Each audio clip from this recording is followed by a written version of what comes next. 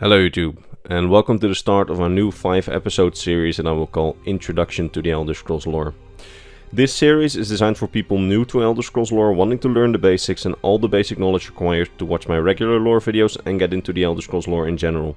I'll introduce you to all the basic knowledge that you need to watch my videos and those of other YouTubers without getting a headache in this series.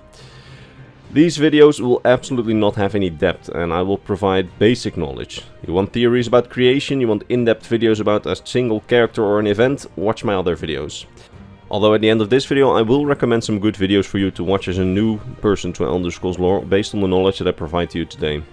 So, are you new to the series, or a veteran looking to get back, or someone who doesn't really know a lot about the Elder Scrolls other than having played Skyrim like twice and your Elder Scrolls obsessed friend sent you this video? Or are you that Elder Scrolls obsessed friend and you want to convince some friend to learn about the Elder Scrolls lore? Then I'd say you've come to the right place. That said, today we're covering the basics and a general overview of the Elder Scrolls universe history. This will be my longest video ever, so brace yourself. We're in for the long ride.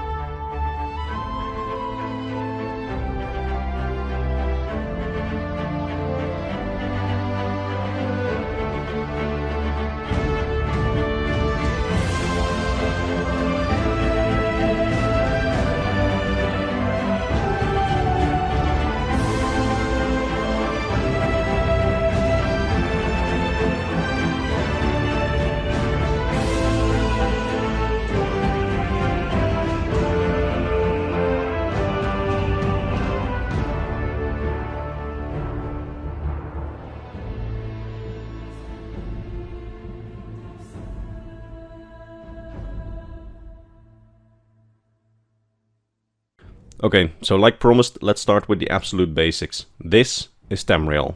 It's the continent that all of the Elder Scrolls games take place in. It's part of the fantasy world called Nirn, which is basically Elder Scrolls' Earth. Next to Tamriel there are several other continents, the most prominent of which are Akavir, Altmuris, Atmora, Yokuda, and perhaps a place called Lig, which may or may not exist depending on which sources people believe. Tamriel is split up in 9 provinces, each of which has a signature race to them. Let's start with the province that people definitely know best, Skyrim, the snowy province, inhabited by the human race called the Nords. Then there's the central province, consisting of plains and hills, Cyrodiil, which is inhabited by the Imperials. You've got Hammerfell, a partly tropical, partly desert and partly mountainous province, inhabited by the Redguards. Valenwood, the jungle and savanna province, inhabited by the Wood Elves. The Somerset Isles, the lush island province, inhabited by the High Elves. High Rock, the mountainy province inhabited by the Bretons, which are part elf, part human, although they seem mostly human at this point. Then we've got Morrowind, the ashy volcano province inhabited by the Dark Elves. Elsewhere, the dry desert and jungle province inhabited by a race of intelligent cat-like humanoids called the Khajiit, which are likely related to the elves. And finally, we've got Blackmarsh, the province of deep swamps inhabited by the Argonians, which are lizard-like humanoids created by the Histories. We've also got the Orc race, or Orsimer, which is a race of elf that basically lives scattered across all of Tamriel and doesn't really have its own province, although they have had their own territory several times throughout history in Skyrim, High Rock and Hammerfell. This is the situation as we find it in the games, and there's a long, and I mean long, history that went into making Tamriel the way we find it. Each race has their own countries and their own religions, and we'll get into those in future introduction videos on gods and religions, and on empires and nations. So wait for those videos if you want more information on that. But today we're taking a look at Tamriel's history, which is separated into several eras. Beginning with the Dawn Era, then the Merethic Era, the First Era, the Second Era, the Third Era and the Fourth Era. These eras are usually very confusing to new players, and thus I will explain these eras together with a very brief history of all of Tamriel's eras in the coming segments. And in case you haven't noticed, this video has timestamps, so if a certain era doesn't interest you, or you already know a lot about a certain era, you can simply skip it to watch the next era. We're starting all the way at the creation of Nirn in the Dawn Era, of which there are many theories, but I will only cover the basics here. You see, the world of Nirn is part of the mortal plane, a dimension of sorts, and the main dimension of the Elder Scrolls games take place in. This world was created by several ancient spirits or gods, the most important of which for this video were the spirit Lorcan, Magnus and Akatosh, which is the spirit god of time. Before any mortal plane was constructed, there was simply nothing, an empty universe filled with only spirits called the Et Ada, or original spirits, who had been born out of order and chaos. It was the god Lorkhan's idea to create a mortal plane, a plane of existence, and Akatosh, Magnus and many other spirits decided to help him out with that. They were well on their way with creating this mortal dimension when suddenly the gods noticed that if they were to create a mortal plane, they would lose much of their energy and power, and thus some gods under the leadership of Magnus decided to quit creation, and others under the leadership of Akatosh decided to stay. This caused for three main groups of gods, which will be important for the story going forward. One is the Aedra, which are the gods that stayed to finish the mortal plane. Two are the Daedra, which are the gods that refused to help with creation from the beginning and made their own non-mortal planes outside of the mortal plane. And third are the Magnagi, gods that stopped with their help of creation about halfway in. Those were under the leadership of Magnus. When they fled creation, they ripped holes in creation, causing the sun and the stars to come into existence. And then finally we've got Lorkhan, who essentially got sort of killed by the other gods after they discovered that their power was being drained in creation. His essence of his power, his heart, got ripped out and thrown across Nirn. Remember this, as this is very important for later. Anyway, when the gods that stayed finished the mortal plane, they were either so weak that they needed to procreate to make sure their legacy survived, or they were strong enough to remain gods. That's very much up to debate and to theory. Anyway, after their creation of the mortal plane was mainly inhabited by creatures called the Elnothe, or the First Ones. Likely they were the direct creations or the direct descendants of the god, depending on what you believe in terms of theories. There were many types of Elnothe. For example, the dragons were created at this time, and thus they are a type of Elnothe, a type of First Ones. Another type of Elnothe were trees, specifically conscious magical trees called the Histries. Although whether these sentient Histries and the dragons are Elnothe is up to debate again, as there are many other descriptions of their origins.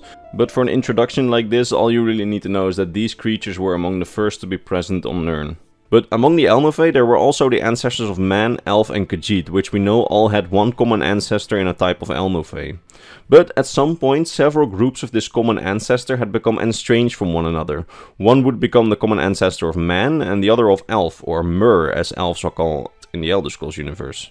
That is why earlier in this video I called the orcs Orsimer, and you will later hear me call the high elves Altmer and the dark elves Dunmer and the wood elves the Bosmer. That's because Mer is the Elder Scrolls word for elf.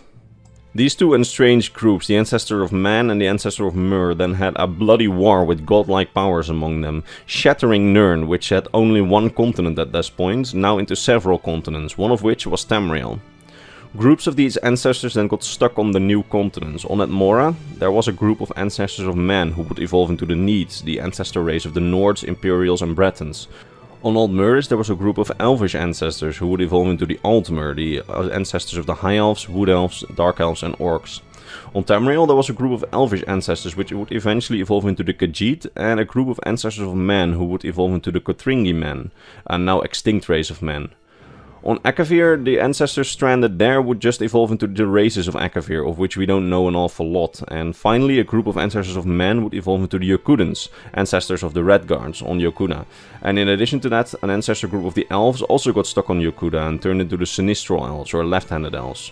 Although, this story of how the Yokudans and the Left-Handed Elves came to be, and how the continent of Yokuda came to be, is highly disputed in the lore community, so it will be interesting to read some theories on it after this video. Anyway, on Tamriel there were also still the Histries, who created the Argonians as their protectors, as they had been heavily damaged during the Elnothe wars. Without really being involved, they were literal collateral damage, and thus thought that, hey, since we're trees and we're immobile, we'll need protectors, so they created the Argonians. We now have the most vague part of history out of the way. If you're still with me, now the ride truly begins, as we enter the Merethic Era, or literally translated, the era of elfish dominance. But let's not start with the elves, let's start with the races of men, as they are the less interesting of the two in this first half of this era. On Atmora, the ancestor race of several types of men, the Needs, lived, and they had a pretty good society going that worked quite well for them, because men on Atmora worshipped the dragons, and they were oppressed by the dragons and their dragon priests. While this situation might not have been ideal, it's not as bad as it sounds, and the Needs were overall pretty happy, and they saw the situation as natural, since they worshipped animals and they saw dragons as chief among the animals. And on Yokuda, the Yokudans, the ancestors of the Red Guards, were also happily doing their thing, which mostly meant warring with the Elvish race that had been stranded there and absolutely exterminating them until no Sinistral or left-handed elves were left. Speaking of elves, the Aldmer, the ancestors of all modern elf races, were pretty happy on their continent of Altmeris. It was a prosperous society that they had going on there, and the entire continent was, according to the sources that we have, one big city where no nature at all remained. It sounds worse than it is apparently, as everybody was generally quite happy on the continent, until some mysterious impending doom befell the continent and the Altmer were forced to search for new lands to live. They were then the first to land on Tamriel after they searched for a new homeland. Specifically, they landed on the Somerset Isles, naming it their new homeland. There were also another group of elves, the Sea Elves or Maormer, which were banished from Altmeris back in the day, who now lived on Piandane, which is a continent south of Tamriel. Quickly after landing there, they immediately wondered what had become of their original homeland, but several expeditions brought back no results, and ships simply never returned once they sailed out to search for Altmeris. Altmeris seems to have vanished, but during their expeditions, one of their explorers called Topol the Pilot did discover Tamriel. This discovery of Tamriel led to several large-scale migrations to Tamriel, all for different reasons. Two groups of Altmer migrated to current-day Morrowind, becoming the now long since disappeared Dwemer and the ancestors of the modern-day Dark Elves, the Chimer.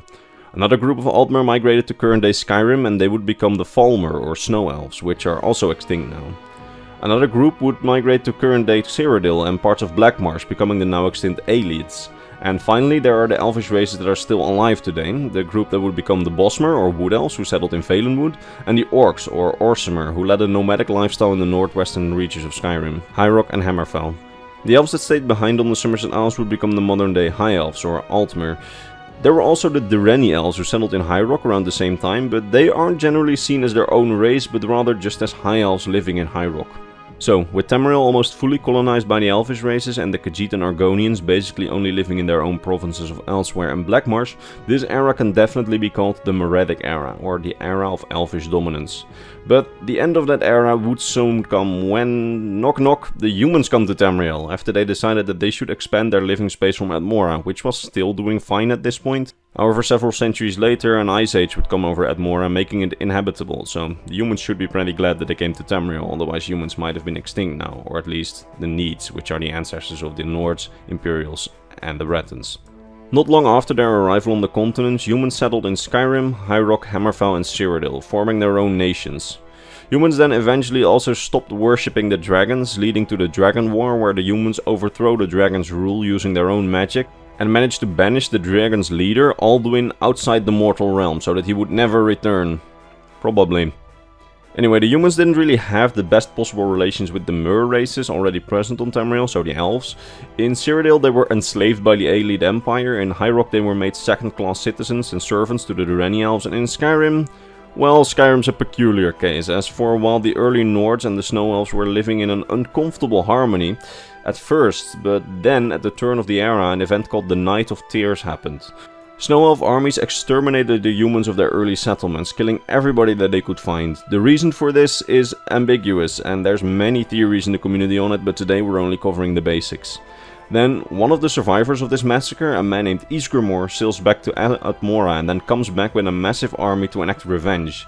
In short, this results that the Nords are absolutely destroying the Snow Elves at this point in the next few decades, and they get full dominance on Skyrim, leading to the first human empire on the continent, the first Nordic Empire.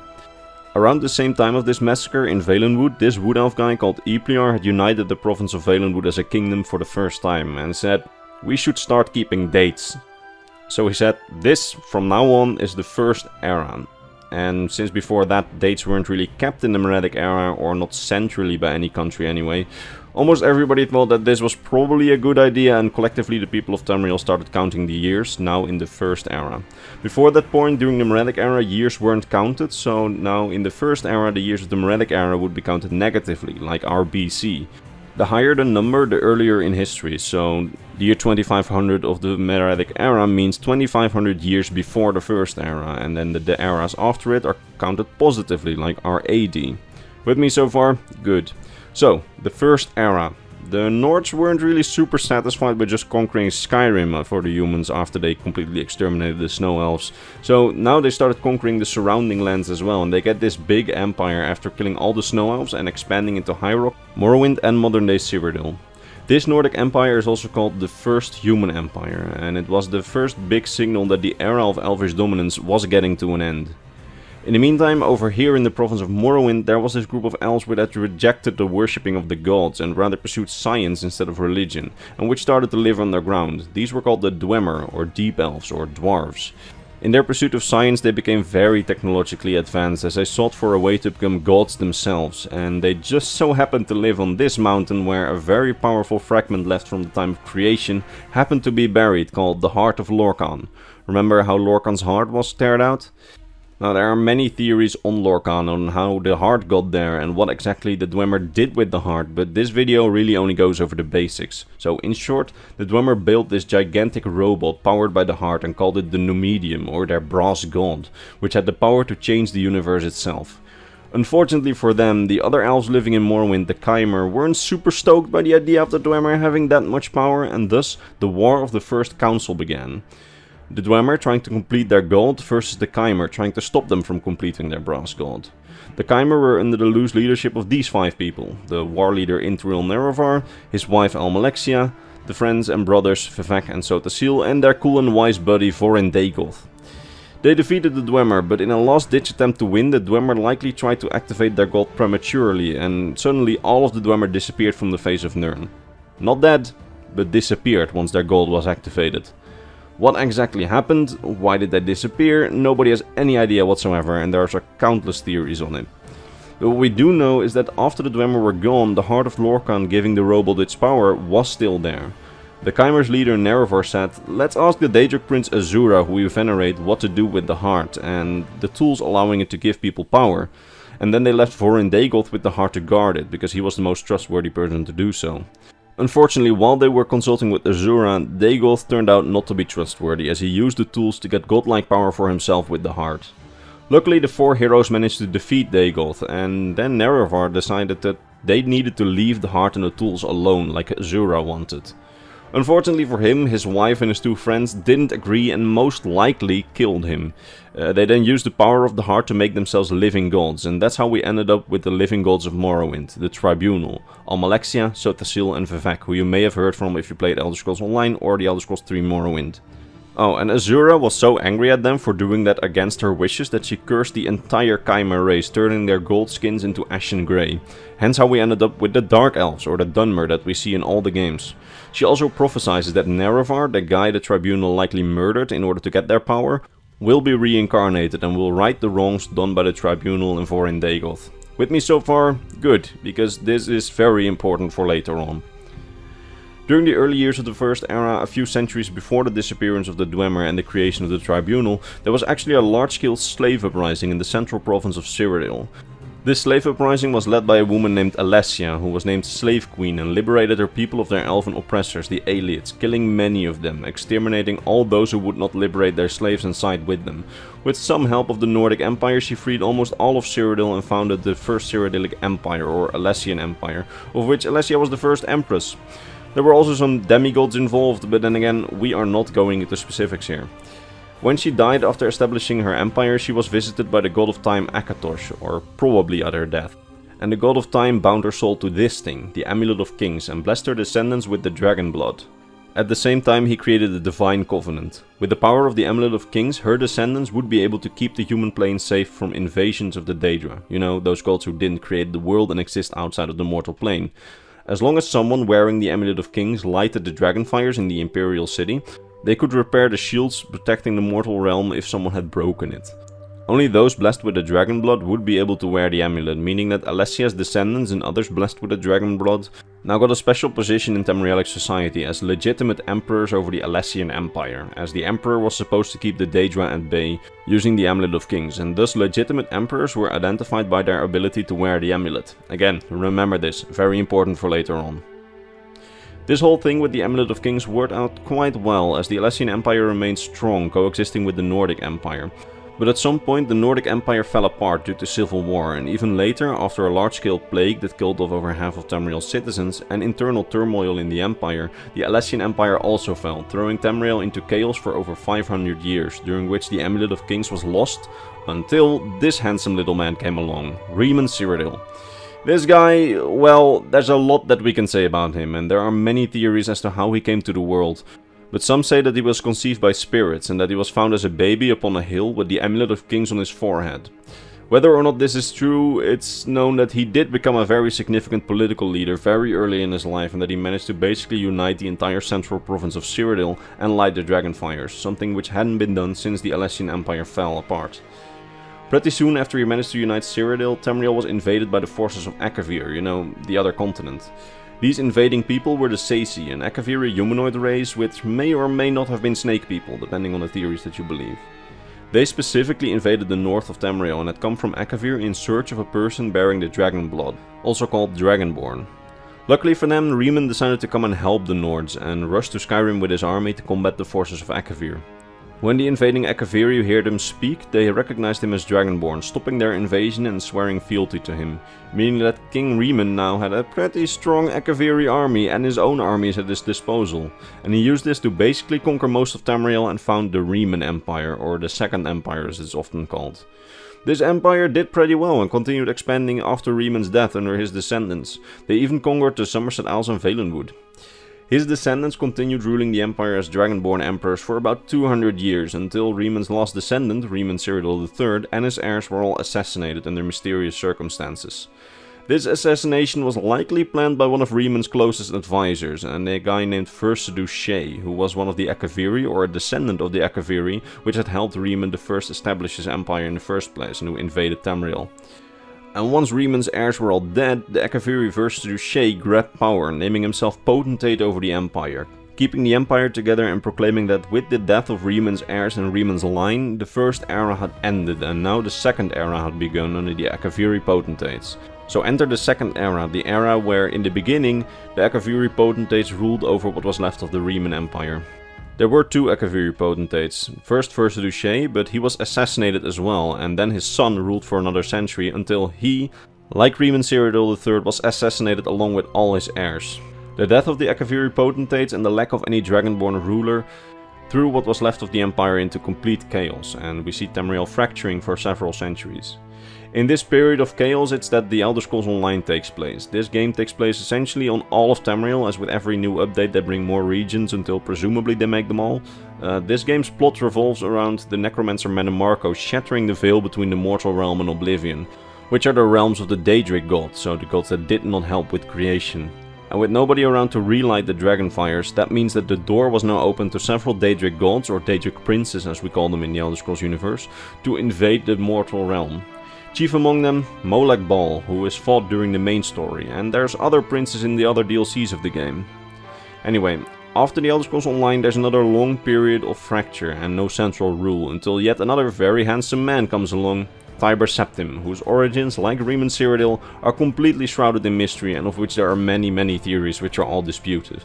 But in short, this guy was likely an Imperial or a Nordic general, and most importantly, he was a Dragonborn, the first to be discovered in a very long while, and he was able to light the dragon fires. So he became Emperor of Cyrodiil. But like Riemann, he wasn't really super satisfied with that, and he decided that he wanted to conquer all of Tamriel. So he did. For the first time someone literally conquered all of Tamriel. He even used the ruined remains of the Numidium, the old Dwemer robot god, which he somehow got to work. How exactly, that's again disputed in the lore community. He then used that robot to completely decimate any resistance of the High Elves of the Somerset Isles, uniting all of Tamriel under his banner. Every province was now for the first time united, and Tiber Septim decided that it was time for a new era, and since everybody on Tamriel was ruled by him, everybody didn't really have a choice other than to accept that they were now living in a new era. So enter the Third Era. All of Tamriel under one banner, the Imperial banner, and led by Tiber Septim and his descendants.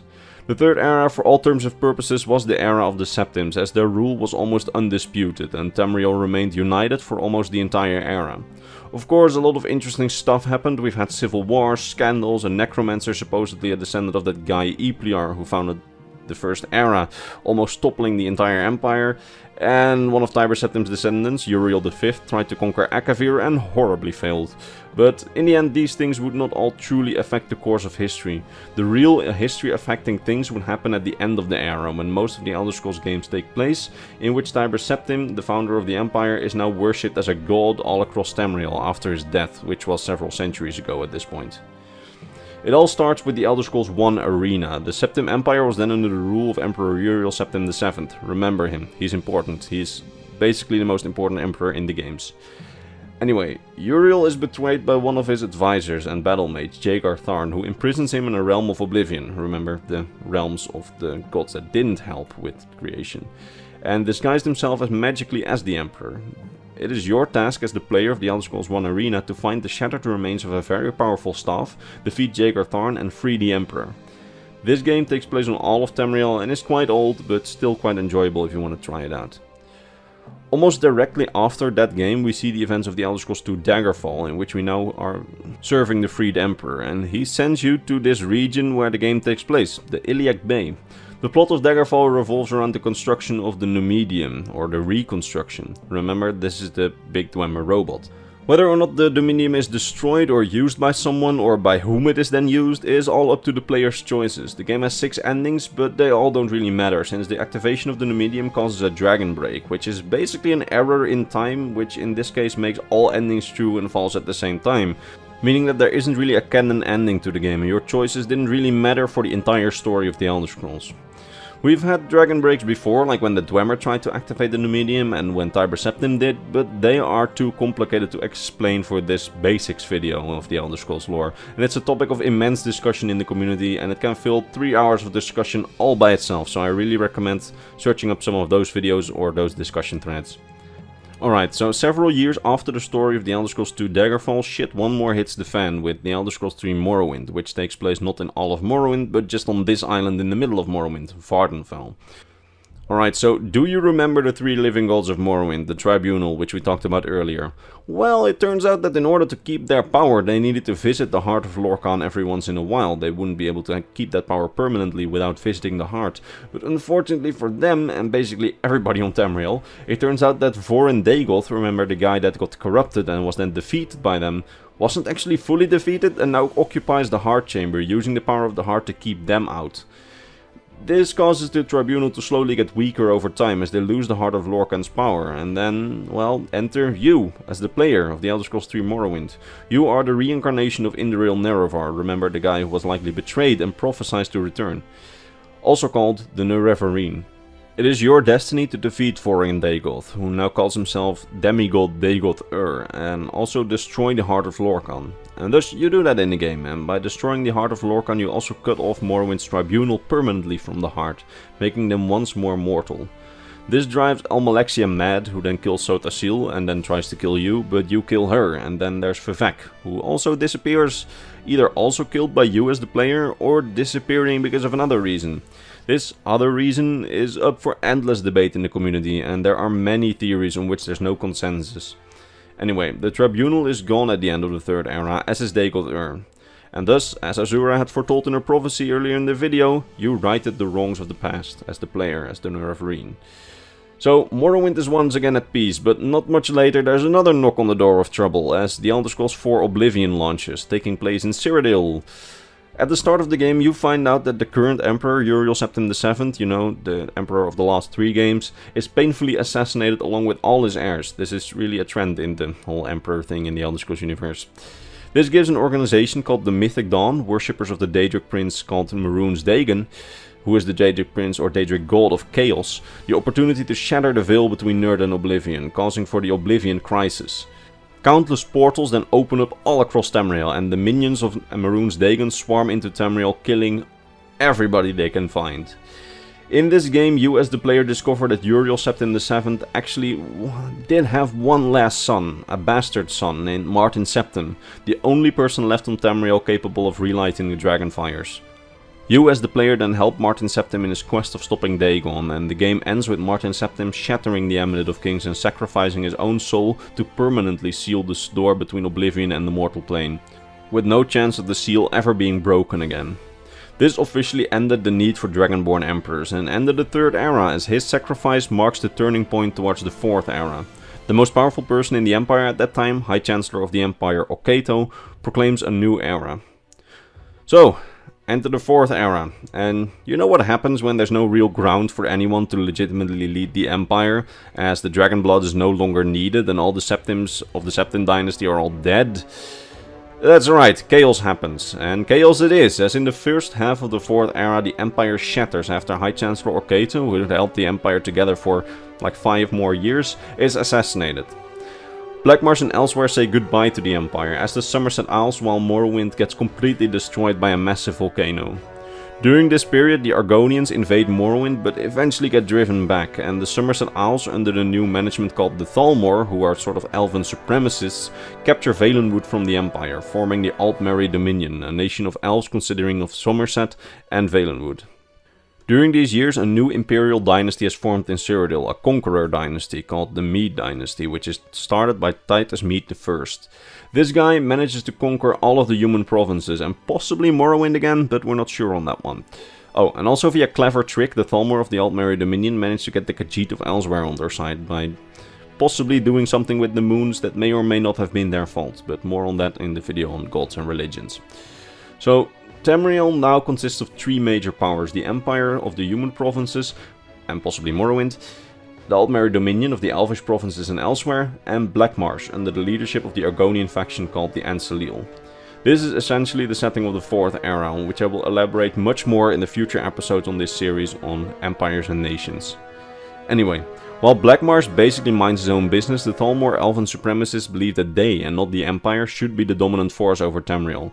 They wish to create a new Merethic Era, or so-called an era of elvish dominance on Tamriel. And they make work of it, as in the year 171 of the Fourth Era they start the Great War, an effort to topple the Empire and establish elvish dominance over Tamriel. This is where the main quest of the Elder Scrolls spin-off, the Elder Scrolls Legends, take place during this war. Anyway, the war is nearly won by the elves with some Daedric help, but the Empire manages to basically barely stave off the crushing blow at the Battle of the Red Ring. After this, a peace treaty called the White Gold Concordat is established between the Altmerry Dominion and the Empire. The elves would leave the human lands that they still captured and possibly gave the Empire war reparations, and the Empire outlaws the ancient spy organization the Blades and stops the worship of Tiber Septim as a god in exchange, because the elves of the Dominion don't particularly enjoy that a guy who exterminated their ancestors with a giant robot is now worshipped as a god. And more on those Blades in a future introduction video on organizations and factions, by the way. Due to treaty complications, Hammerfell is then forced to leave the Empire, as it was promised to the Altmerry Dominion as a part of compensation, but doesn't really like the fact that it's being promised as compensation, and thus it fights on alone against the weakened Altmerry Dominion, until they fight the Dominion to a standstill and eventually too get peace. This is where the spin-off mobile game The Elder Scrolls Blades take place, which takes place in Cyrodiil, but in that story you're just past the point where Hammerfell got peace. In this story you fight against a resurrected elite sorcerer in the aftermath of the Great War, but that story is of so little consequence to the entire timeline that we will immediately move on to the years of the most recent game, The Elder Scrolls V Skyrim. This game features a story set in the middle of a civil war, as not everybody in Skyrim is super happy with the fact that they can't worship Tiber Septim as a god anymore due to that treaty that ended the war. This war is fought between the Mede Empire under Titus Mede II, the most recent descendant of the Mede dynasty, and the Nord Ulfric Stormcloak, a Skyrim nationalist Nord who wishes to be independent. All the while, an ancient evil returns to Skyrim. Remember at the beginning of this video I told you that the Nords of old banished the leader of the dragons, Alduin, outside the mortal realm at the end of the Dragon War? Well, actually what they did is send him forward in time, and well, that means that one day he would surface, and that one day is now, as Alduin immediately returns and starts bringing the dragons back by resurrecting them, restarting the Dragon War all over again. And you, as the player, have the task of defeating Alduin and preventing the return of the dragons, something which is made a little easier by the fact that you have been blessed by Akatosh and are Dragonborn, like Tiber Septim, Riemann and Alessia's heirs before you. This means that you have the blood of dragons, and thus you can destroy the dragons, something which the Nords of old could not. They could only put them down temporarily, which meant that they could be resurrected. Why this is exactly that you can kill them and they couldn't? Well, in short, dragons are everlasting, timeless and endless, and they are supposedly directly the descendants or the creation of Akatos, the god of time, among the first ones that ever walked Nirn, and they can only be killed by fellow dragons or by you, as you are technically a human formed dragon, since you have the dragon blood and possibly the soul of a dragon yourself, depending on which theory you believe. Anyway, that was a very short history of Tamriel. I skipped over countless things, but those are the most important things that you need to know to understand the majority of my videos. But there are two final things that I wish to introduce to you in this basic introduction to Elder Scrolls lore. Number one are the Elder Scrolls themselves. You see, after the creation of the mortal plane, several so-called fragments of creation were left behind. One of these types of fragments are the Elder Scrolls. They are scrolls with the power of creation imbued within them, and they are themselves fragments of creation. These scrolls can be used by mortals to glimpse parts of futures, or more accurately, possible futures. This means that the scrolls contain all possible futures, and since the game features open worlds full of choices and different things to do and different playstyles and characters to create, the games are literally a real-world embodiment of these Elder Scrolls themselves, showing all possible things that could happen on Tamriel at the time of the game, as you, the player, can make all these things happen in different playthroughs. Hence why the series is called The Elder Scrolls. This is a criminally short explanation of this concept, but we're only covering the basics here. And the second thing I wanted to say was that in the Elder Scrolls lore, things are mostly learned from in-game sources, meaning visuals, in-game books, NPC dialogues and written notes in the game. A lot of these sources, especially the written ones or the spoken ones by NPCs, are heavily influenced by the concept of the unreliable narrator, meaning that an NPC can be wrong when he says something to you, or he might lie to you because he has his reasons to do so, or change the truth. Or for example, a book you find might be censored or incomplete or wrong, depending on who wrote it and in what nation it was released, just like in real life. And that very thing makes it so that this series' lore is so incredibly interesting to me and many others. This video had several moments in it where I said that there were many theories on something, which meant there are conflicting sources and thus we simply don't know what happened, and we don't have all the pieces to the puzzle. We have to work with the pieces that we have. There are many such cases in the lore, and this is probably why there's so much discussion on everything in the Elder Scrolls, and will also be a lot of discussion in the comments of this video as well, of people saying that I'm wrong on whatever. But that's the beauty of Elder Scrolls lore. It's truly like studying history and interpretation of historical sources, but then of a fantasy universe. A history that seems almost endless, and in which I, after 6 years of making pretty in-depth videos about specific topics, still discover new things about every single day when I study this. So, that's the basics of Elder Scrolls lore. By Martin, this was long. But we're not done yet, as I promised, I'll be recommending some videos for any new player to watch after this video. First, my video on Topol the Pilot, the guy who discovered Tamriel after the elves landed on Somerset Isles in the Merethic Era. He discovered Tamriel and I basically covered his story in this video. Second, my video on the disaster in Akavir, a video where I go through the story of how Uriel V tried to conquer Akavir and then horribly failed, with a map to visualize this war. Third, my video on why technology is not advancing on Tamriel and why people are stuck in seemingly endless medieval times. I specifically touch on the effects of magic here, which I had to skip over in this video since I basically assumed that people would know that in a fantasy universe you have magic.